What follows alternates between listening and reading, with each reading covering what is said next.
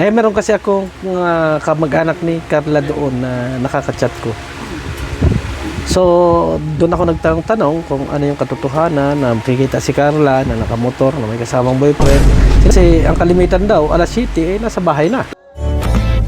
Boss Bay, kumusta? Okay lang. Uy, punta para tayo sa ano. Doon sa Sursugun, motor ka na lang. Para makapag-scout-scout tayo doon. Huban yun. Guban nga, guban. Huban. Huban? Oh. Huban ba yun? Huban sa Sugod. Akala ko guban. Huban pala yun. Huban yun. Malapit na yun sa ano, di ba sa ano ay? Malapit na yun sa Erosin.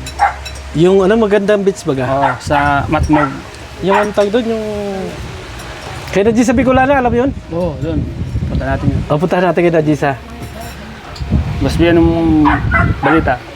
Okay lang, anong gusto mong balitang unahin natin? Sige, kahit ano. Pintuan mo ako. Marami Para ma-update natin yung mga viewers. sa mga nangyayari sa paligid. Unahin natin kay Carla, gusto mo? Sige.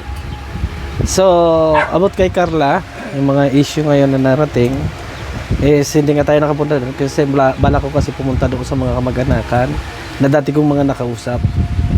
Na yung mga nakausap ko na yun kasi dati na yun talaga yung nagawa ng GC na para manira. So, ang bala ko sana balikan, baka yun pa uli yung nagawa ng kwento. Pero sabi nga nila, si Argina. Pero parehas pa rin, di ba? Parehas pa rin yung, yung kwento. Same lang. Oo, same lang. Meron kasi akong kamag-anak ni Carla doon na nakaka-chat ko. So, doon ako nagtanong kung ano yung katotohanan na makikita si Carla na nakamotor, na may kasamang boyfriend. Sinabi naman niya sa akin, wala. Kasi hindi daw totoo na nakakalabas pa doon sila ng alas 9 ng gabi. Yun na. Oh. Kasi ang kalimitan daw, alas 7, nasa bahay na. Tulog na. Totoo yan. Oo. Yun ang sabi sa akin. Kasi kung alas 9 daw ng gabi at na doon pa sa hindi maganda. Ay dalaga rin naman kasi yung yung nakakausap natin. Kaya sabi ko, okay. Hindi na ako pumunta kasi busy din ako dito sa paggawa ng pick-up. Hindi na rin ako pumunta. Kasi ganun din naman ang mangyayari. Diba? Kaya para sa akin, yung mga inasumbong dyan ni Arjen, yung mga inakwento ni Arjen dyan, hearsay na lang yun. Kasi kamag-anakan din naman yun na pagtanungan natin. Diba? Tama. Ako lang nagtataka kung ano ba talaga yung galit ni Arjen kay Carla. Bakit gano'n na lang yung paninira? Alam na natin kung ano yun. Oo, inggit. Inggit ba? Parang gano'n naman. Oo, gano'n na lang siguro yun. Pero ito lang siguro yung masasabi ko, alam nyo, magkamag-anak kayo. Kung ano yung magiging baho nung isa, ay parang baho mo na rin kasi magkamag-anak kayo. Yun lang yung masasabi ko. Kaya kung ikaw ay nagpapabango, at pinapababaho mo yung pinsan mo, ay hindi maganda. Kasi pinsan mo pa rin yan eh. Kung ano't ano ay aamoy at aamoy pa rin sa'yo yan. Yes, tama. Diba? Tama. Halimbawa, yung isang bulok na itlog, ngayon ay magkasama sa isang pugad, kahit hindi bulok yung isa at ikaw yung nagmamalinis at ito ay sinasabi mong bulok, kung totoong bulok ito, may amoy ka na rin. Yes. Tama ako, mali. Tama. Kasi kamag-anakan. Kamag-anakan eh. Kung ako sa Arjen, kung ano man yung inagalaban mo, kung ano man yung hinanakit mo, kausapin mo si Carla para malaman ng tao kung ano yung talagang pinagagalit. Kasi andyan lang naman kayo eh. Tsaka hindi naman kayo iba. Magkamag-anak kayo, hindi naman kayo iba. Anong dahilan? Bakit? Kailangan mo siraan? Kasi hindi natin inaisip minsan ay may mangyari sa atin na hindi maganda. Kamag-anakan pa rin natin ang ating tatakbuhan. Kasi sila talaga yung may mga concern sa atin. Sabi nga lang yung tubig at dugo, mas matimbang pa rin yung dugo kahit ano ang sabihin natin. Kaya yun ang dapat mong alalahanin. Bata pa kayo. Marami pa kayong pagdadaanan.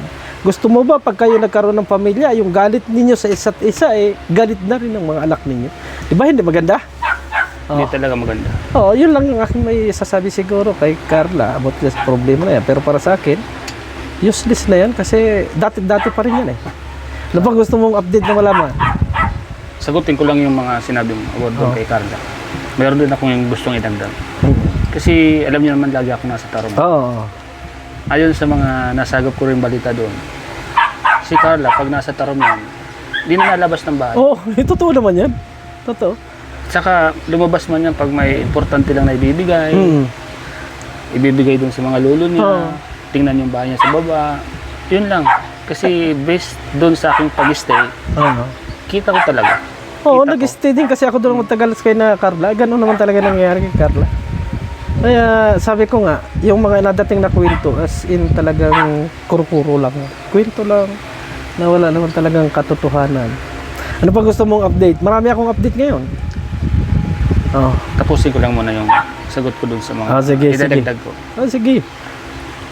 At saka, balita ko kasi parang mayroon silang konting problema sa pamilya. Oh, yung ano yun, yung kapamilya nila, may problema. Tagal na yan. Kasi gusto din ni nanay ni Carla dati na magpabarangay. Yan. Kaso nga lang, sabi ko doon sa kamag-anakan, kung magpabarangay si nanay Cynthia, ibablog ko. Sabi sa akin, ay bakit naman po ibablog? Kasi dinala nyo sa social media yan. Kung nalinis ninyo yan dito nang walang social media, baka sabihin niyo sa akin na bakit ko ibablog. Ay samantalang dinala niyo sa social media yan, kaya kayo nagkabarangay yan, ay di, ipapaalam ko rin sa barangay, o ipapaalam ko rin sa social media, para alam nila kung ano ba talaga yung tama at mali. Ayaw naman nila. Kasi nga, hindi natuloy yun. inisip pa rin nila, magkakapamilya. Diba? Pero sa nangyari yan, iba, di ba? Oo, Parang diba? hindi nila iniisip yung kakasira ng pamilya nila. Diba? Oo, kasi ang ano ko kasi dyan, parang gusto nila na lagi silang hingin ng tulong doon sa kabila. Hindi naman pwedeng maibigay ng lahat ng kabila kung ano man yung dapat tama. mag-isip. Ano ba, ako may pamilya, binata man ako ngayon. Kung ako may pamilya, yung dating naibigay ko doon sa mga kapatid ko, hindi ko na kayang ibigay pag ako nagkasawa na. Tama o mali? Tama. Kasi unahin ko yung pamilya ko, siyempre. Siyempre, meron ka ng obligasyon. May obligasyon na ako. Yun. Ay, ngayon, halimbawa ngayong binata pa, walang problema yan. Pero pag naiasawa na, ay hindi na pwede yun. Yun din dapat ang nasa isip nila. Tama. Kasi ang inaisip daw ng mga kamag-anakan, kita-kita daw nung ni Nanay Cynthia na walang-wala sila, bakit hindi man lang sila bigyan ng tulong? The time. Yun ang inasabi dati. Ang ano naman ni Nanay Cynthia, gusto ko man silang tulungan, pero alam naman na para sa future yun ng mga anak ko. O, di ba? Tama naman. Tama naman. Oh. Kasi, tsaka, malilim pa kasi yung mga kapatid ni Carla. Kaya nga, bago si Carla rin lang naman halos na nakayod ng ano. Kasi yung tatay niya, masikap na, pero hindi naman ganun kalaking kita. Sama, saksi ako. Kasi nasama ako sa dagat. Oo. Kung gano'ng kahirap. Minsan nga nung kami nag-ano doon, napakasipag ni Tatay Alan kasi isipin mo kahit 200. 200 pesos ang kikitain sa isang okay lang sa kanya. Okay lang. Oo. Nakangiti pa. Nakangiti pa rin. Kaya sabi ko nga, Iba, wala. Aburido. Oo. Simangot na. Kaya nung inapabayaran sa akin ng isda, Oo. sabi ko magkano to? Sabi sa akin 200 na lang. Hindi, yung talagang price. Sabi sa akin 300. 300 ko na.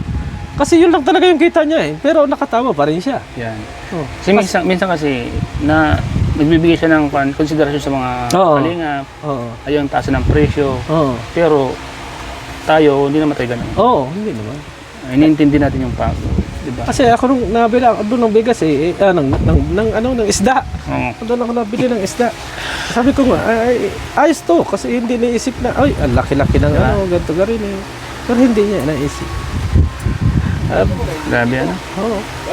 Hindi talaga Pero kakala pa rin ako ng ebidensya. Kailangan nating mga lab kahit sa mga mag-anak nila doon. Oo. Kasi lagi naman ako na doon. Doon ko naman lagi. Tatanong-tanong pa rin ako doon. Kasi pero para sa akin, yung nasaksihan ko talaga nalabas si Carla pag nauwi. Yun talaga. Nagtaka nga kung bakit may ganong issue. Kilala mo yung yung kamag-anak ni Carla na namatayan ng lula? Oo. Nagkita kami niyan dyan sa nagkita kami diyan sa nung na-ospital sa Tatay Batas. Dito yung ni Tatay Batas, yung kama, dito yung maglula. Oo. Nakabantay yung dalaga. Siyempre, alam mo naman ako, Oo. madaldal. Inausap ko hanggang sa nalaman ko nga na kamag-anak ni Carla. Yun yung aking ngayon. Sabi ko nga, dyan sa mga issue na yan, dati lang para sa akin. Tama. Walang bago. walang katotohanan. Puro hearsay lang. Oo, puro hearsay lang ang nangyayari. Basta abangan nyo pa rin po mga kalingap, mga ka-Jomcar, yung iba pang mga update sa katotohanan. Oo. Lahat ng mga nalalaman nyo ngayon ay yan po ay lahat Kasi sabi lahat ni- fake news. Kasi sabi ni Arjen, bakit daw hindi kumuha ng bayaran or spy? For what? Siyempre, ganito lang yan. Bakit ako kukuha? Halimbawa, ako yung may gusto ng katotohanan. Kukuha ko ng spy, ikaw. Lahat, dapat yung i-report mo sa akin, lahat ay pabor sa akin. Doon sa gusto kong malaman. Tama. Oo, di ba? Oo. Ay di, hindi katotohanan yung gusto nila. Gusto nilang makagawa ng kwento. Gusto nila ng totoong spy. Oo. Total, lagi naman ako nasa tarong. Oo, Di ba? ikaw na lang. Ako na. Abangan nyo. Lahat Pero ang isipin nun, ang isipin naman nun, pag tayo, Yeah. hindi naman magsasabi kayo ng totoo. Kaya yung mga ganyan-ganyang kwento, hindi yan. At saka, ito lang masasabi ko, ito lang igarantiyak sa ila. Lahat ng mga kamag-anak niya, hindi ko man actually kilala lahat. So, ang gagawin ko, raw vlog, walang edit-edit. Para alam na lahat. Pwede. Diba? So, yun, Boss B, salamat sa impormasyon na pagpalakas ng loob sa mga ka-Jomcar. Hindi, tayo naman, sabi nga natin ay hindi katotohanan naman. lang. Sa katotohanan lang tayo. Hindi kung saan-saan pa. Boss B, may iba tayo. Kumusta yung personal life mo? Kumusta yung okay lang buong linggo, buong buwan? Medyo mahirap, pero sabi nga lang, tatanggapin natin ang lahat kung ano man yung... Paano mo nasabing mahirap? Anong klaseng hirap? No-comment na muna ako siguro. Na-comment? Oo. Kasi Siya. masyadong maritis. Masyadong confidential. Abot doon sa ibang mga alam mong issue. Yun nga, doon sa iba namang issue about kay dito sa inasabi nila kay Mariel, inapabulaanan ko naman sa kanila, kaya maraming galit na galit sa akin. Kasi ako daw mapagtakip sa lahat ng mga problema. Sabi ko wala naman talaga akong alam. Alangan namang ikwento ko ng ikwento. Alangan namang magkwento ko ng mali. Di ba? Tama. Alangan namang sabihin ko na, oy, totoo yun. Wala naman ako nakita. Ikaw, tanungin ko. Kung wala kang nakita, sasabihin mo meron kang nakita para lang sila ay maniwala sa'yo? Hindi ko gagawin yun. Kasi may iba yung salita mo nun eh. Magiging bulol ka nun kasi di mo alam. Iba yung kasi yung totoong nakita mo sa nakita mo. Kasi hindi mo nakita. Ako yung natanong nila kung sino yung kasama noon sa punta kay Nanay Rosa. Ay sabi ko, apo yun, apo. Ay kasi, wala mo na ako nakita. Diba? Gusto nila ako magsinungaling. Ang gusto nila sabihin ko, may nakita ako. Wala nga ako nakita eh. Anong gagawin ko? Tama ba ako mali? Tama. Kasi yung iba kasi, mga antay yun. Yung mga nagtatanong. Kontra nga. Kaya, pilit nilang pinapaamin na wala naman. Sorry sila kasi ikaw ay totoo at talagang sinasabi mo yung nakikita mo. Yung totoo lang ako. Hindi naman ako para kwento lang ko. Yun yung maganda sa atin. Kasi mayroon kasi magsabi ng hindi, for example, nagsisinungaling ka, iba sa daw ikaw magsalita, pag nagsinungaling ka, iba. Iba yun. Diba? Iba yung sistema sa katotohanan, diba? Iba talaga. Kaya, kung ano lang yung hindi ko talaga nakita. Ito? Yun lang yung ko. Kaya sabi ko nga, kahit ako panalangin yung panalangin, ayan lang nakita ko eh. Yan lang alam ko eh. Ayan lang naman. Magawa-gawa ako ng kwento na hindi totoo. Mahirap yun. Tama. Boss B, ano yung isa sa mga pwede mong i-advise sa lahat ng mga basher or nag-iisip ng or naniniwala doon sa mga balita? Lalo natin hindi naman totoo. Ito yung lalo na yung mga nagiging yung 50-50 yung kanilang kaisipan. May naniniwala sa kabila, naniniwala dito. Hanggat wala tayong nakikitang ebidensya, kung yung mga inasabi nila, huwag tayong maniwala. Kasi mas maganda pa rin na makikita natin yung tunay na ebidensya kaysa doon sa haka-haka lang. No, yun po yung pinakamaganda. Kasi kung kayo ay huhusga na kaagad dahil doon sa kanilang mga haka-haka, kalaunan, hindi kayo susuporta dito sa kabila kasi nga ang akala ninyo ay katotohanan. Pero wala naman talaga kayong nakikita na katotohanan or kung ano pa man talagang bagay. So mas maganda at mas malinaw na meron talagang ebidensyang hawak. No?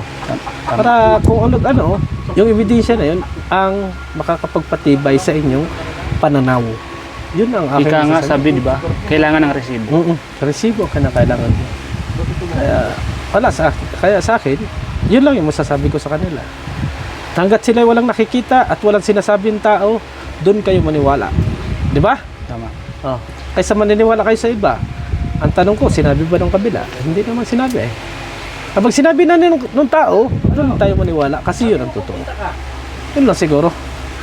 Sa akin. Ano yung sinabi mo yan? In general yan or... In general. general. In general yun. Yun.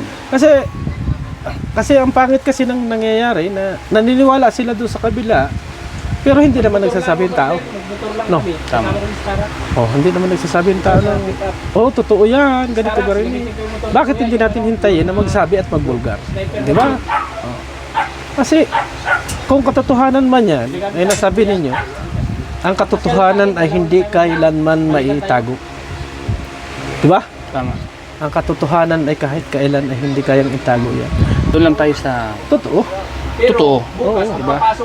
Doon lang tayo sa katotohanan para sa ating mga viewers na umaasa.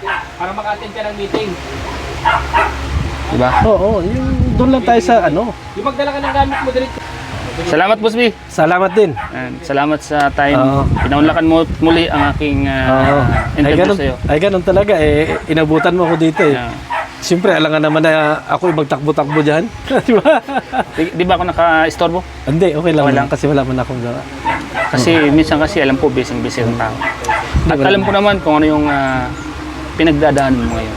Kaya kung sakaling nadisturbo kita, ako humingi siya ng dispensa. Pero ang kagandahan dito, nakapagbigay ka ng lakas ng loob at pag-asa sa mga manonood natin. Yan, maraming salamat, Sarak, sa panibagong mong Sige, salamat, interview sa akin. At kung ano man yung inasabi nyo, inagadaanan ko sa akin na lang muna yun. Yan. Salamat sa inyong lahat, sa lahat ng mga Ano yung nanonood. Support nalaglag? natin, Boss B, May nalaglag yata. Virador. Yan. I see. Salamat po mga kalingap. Salamat po. Ingat po kayo palagi. Bye-bye. God bless po. Thank you sa panonood. Shoutout kay Ma'am Lily Joy. Kay Tita Mlin Ray Paulo, Ma'am Jazz. Yan. Kay Tita Dorly Gasco, shoutout po. Yan. Boss B, salamat ha. Salamat.